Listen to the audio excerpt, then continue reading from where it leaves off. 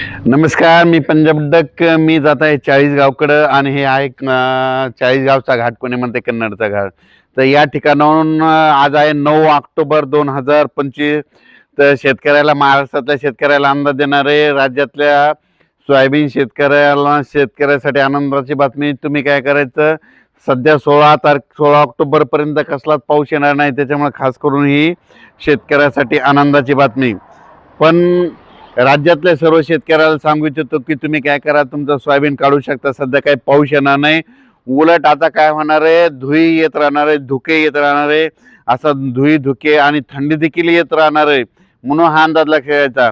फक्त राज्यात काय होणार आहे, राज्यामध्ये 16 ऑक्टोबर 17 ऑक्टोबरच्या दरम्यान काय होणार, थोडं पावसाचं वातावरण तयार होणार आहे.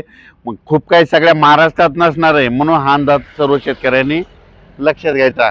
आणि राज्यातल्या सर्व शेतकऱ्याला सांगायचं झालं तर 16-17 ऑक्टोबरला देखील एवढं काही घाबरायची चिंता नाही, कारण की खूप काय मोठा नाही पाऊस.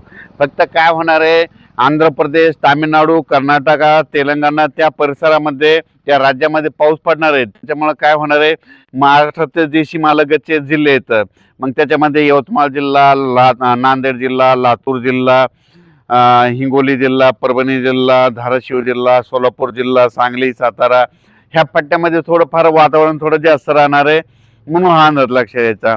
म्हणजे 16, 17, 18च्या दरम्यान खूप काही राज्यात एवढा काही मोठा पाऊस पडणार नाही, म्हणून हा अंदाज सर्वप्रथम शेतकऱ्यांनी लक्षात द्यायचा.